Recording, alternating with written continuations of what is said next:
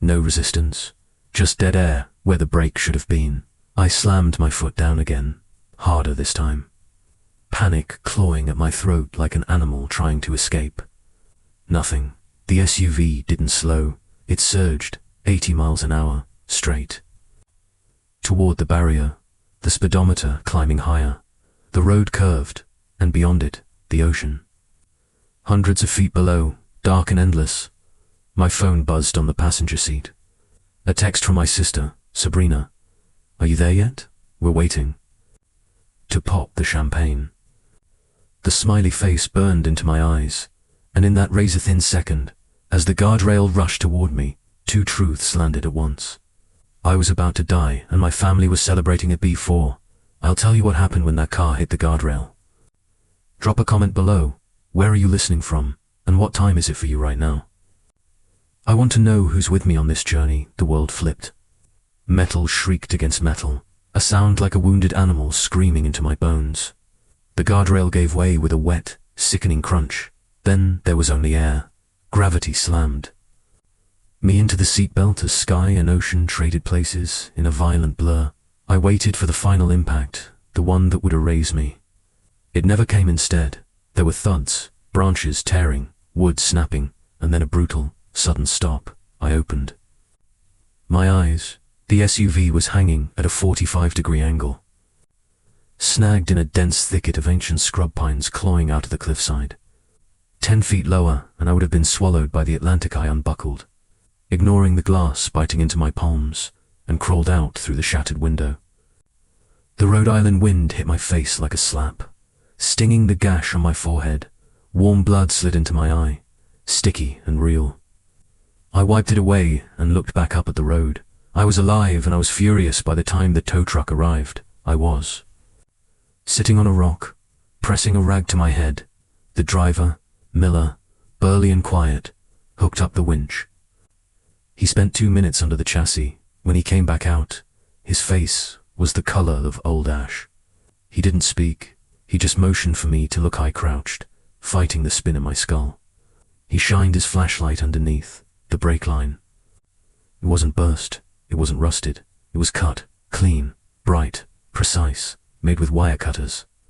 I stared at that slice of metal, and suddenly every moment of my life snapped into focus with horrifying clarity. Most people would be in shock, asking, how could my family do this? I didn't ask, because this wasn't the beginning.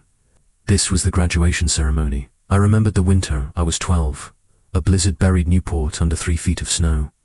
The boarding school dorms were closing. Parents lined up in heated SUVs, laughing, honking.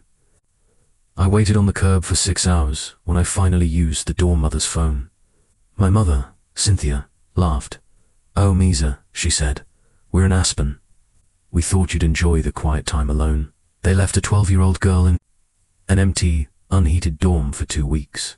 When they came back, they didn't apologize. They joked about my resilience. That's how normalized cruelty works. They don't start with murder. They start by erasing you. They teach you your pain is a punchline, that your safety is optional. They make the cold familiar, so when they finally freeze you to death, it doesn't feel like a crime. It just feels like Tuesday. They thought they'd broken me back then, that I was still that little girl crying in the dark. They were wrong. The cold didn't break me. It preserved me. And today it was going to fuel me. The paramedic tried to steer me toward the ambulance. "Ma'am, you need a CT scan? Head injury?" I pulled my arm free. "I don't have time for a hospital," I said, my voice low, unfamiliar even to me. "I have a family reunion to attend." I tightened the bandage, letting the blood soak through just enough. I didn't want to be clean. I wanted to be seen. I climbed into the tow truck. "Hi, Clef Manor," I told Miller, "and don't stop at the gate." The oak doors were unlocked. They always were. Why lock anything when you own the town? I limped through the foyer. Red droplets staining pristine white marble, lilies, lemon polish, a funeral pretending to be a party. I stopped outside the dining room doors. I didn't rush in. I needed to hear them first. Needed to know who they were when they thought I was gone to the future. Sabrina's voice chimed. And to trimming the fat, crystal flutes clinked. My sister drank champagne, I was supposed to be shattered on the rocks below a cliff.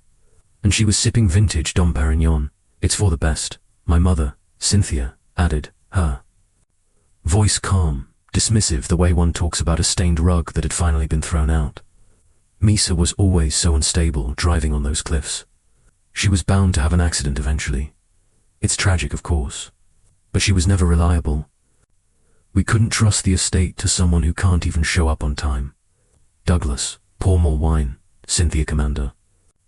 My father, the man who had taught me to ride a bike, the man who I now knew had held the flashlight while my sister cut my brake lines, mumbled something I couldn't catch. But I heard the sound of liquid pouring. He was drinking too. He was washing down his guilt with expansive alcohol. Mr. Blackwood, Sabrina said, her voice sharpening with impatience. Stop looking at your watch. She isn't coming. We all know she isn't coming. Read the will. I suppose you're right, the lawyer stammered. I could hear the rustle of heavy paper given Misa's absence and the circumstances. We will proceed with the standard distribution as outlined in the primary document. The estate is valued at $100 million. The distribution stands at 90% for the immediate family, Cynthia, Douglas, and Sabrina, and 10% to be held in trust for Misa. Should she survive, Sabrina? Scoffed. That's generous. She doesn't deserve a dime after putting us through this waiting game. Can we just sign the papers? I have a party to host tonight. I rested my bloody hand on the cold brass handle of the door. My head was throbbing, a rhythmic drumbeat of pain that matched the pounding of my heart, but my hands were steady. They thought they had won. They thought the silence from the cliff meant victory. They didn't know that the silence was just me. Catching my breath, I tightened my grip on the handle. I wasn't going to knock. I slammed the double doors open. The sound was like a thunderclap in the quiet room. The heavy oak panels hit the walls and shuddered. I stepped inside. I didn't say a word. I just let them look at me. I was a nightmare made flesh. The white bandage around my head was soaked through with fresh red blood. My clothes were torn, exposing scraped skin and bruises that were already darkening. I smelled of gasoline, burnt rubber, and the sea. I limped forward, favoring my left leg, my boots leaving faint, dirty prints on the Persian rug. The room froze. It was as if I had sucked all the oxygen out of the air. Sabrina dropped her champagne flute.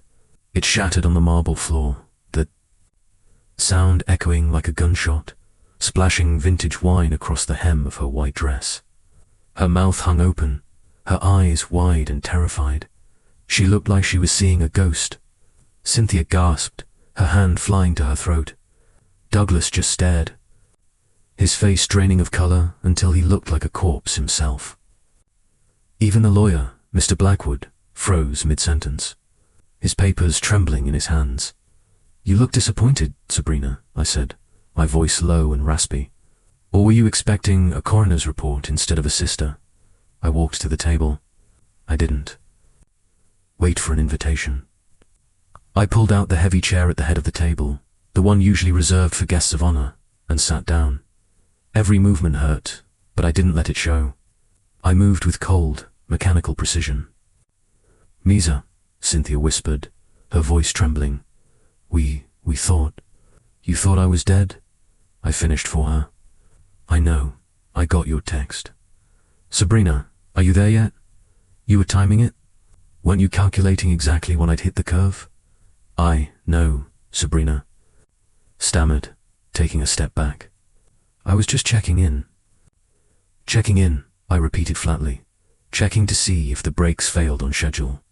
Brakes? Douglas choked out the word. He looked like he was going to be sick. What? What happened?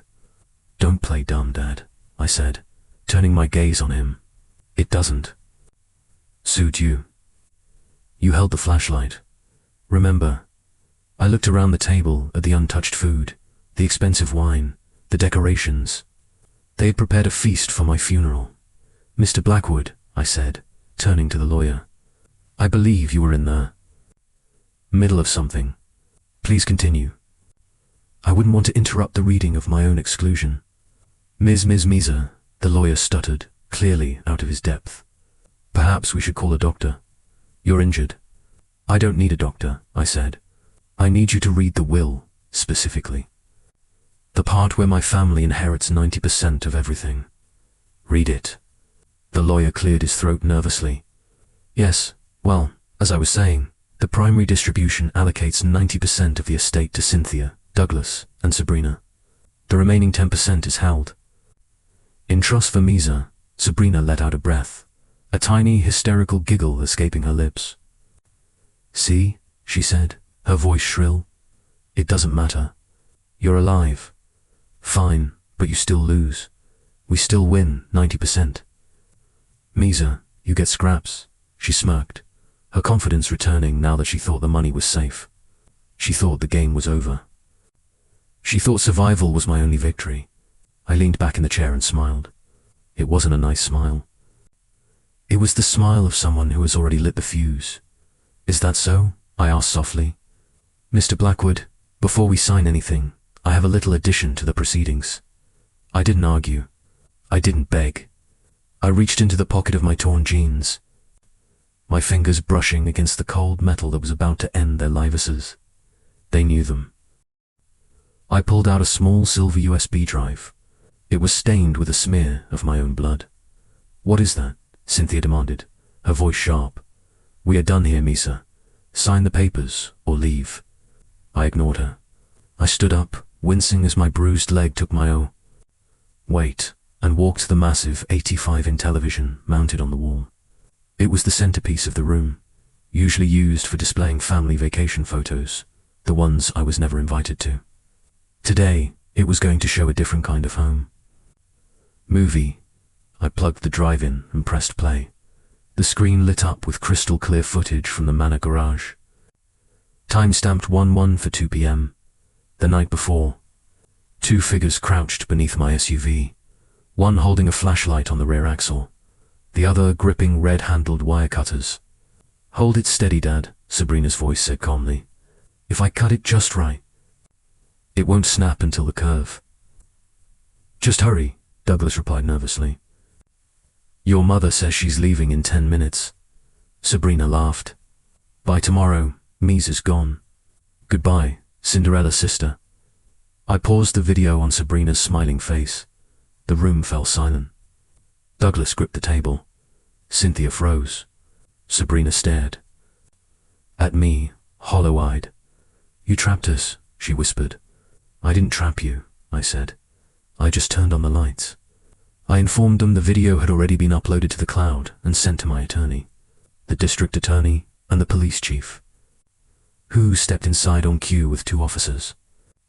Douglas Blackwood, Sabrina Blackwood, Cynthia Blackwood, stand up now. Cynthia tried to call it a prank. I cut her off because snap on the curve sounded very intentional as the officers moved in. Sabrina lunged for a knife, screaming that I ruined everything. I sidestepped. She slipped on, spilled champagne, crashed into the table, and cut her own arm as the knife flew from her hand. Instantly, she collapsed into hysterics. Help! She attacked me. Cynthia joined in, accusing me of a breakdown. It would have worked if the police hadn't just watched her cut my brake lines. Enough, Chief Miller said. We saw the video. The show's over. As they restrained Sabrina, the family lawyer stepped forward. There is one final matter, he said, opening a binder. The integrity clause. Arthur's greed trap. Under the Slayer rule, any beneficiary who attempts to kill another forfeits their inheritance. Douglas whispered. What does that mean? It means the 90% left to Cynthia, Douglas, and Sabrina is forfeited. Sabrina choked. Then who gets it? The lawyer turned to me. The victim. Congratulations. Misa, you inherit everything. Sabrina's scream was raw, inhuman. 6 months later, Highcliffe Manor was no longer a tomb. It was being rebuilt into a sanctuary. I kept my city apartment. The manor wasn't my home. It was my legacy. Standing on the balcony, I watched the ocean crash below, my wrecked SUV still resting on the rocks as a reminder. Family isn't blood. Family is conduct. Family doesn't cut your brakes.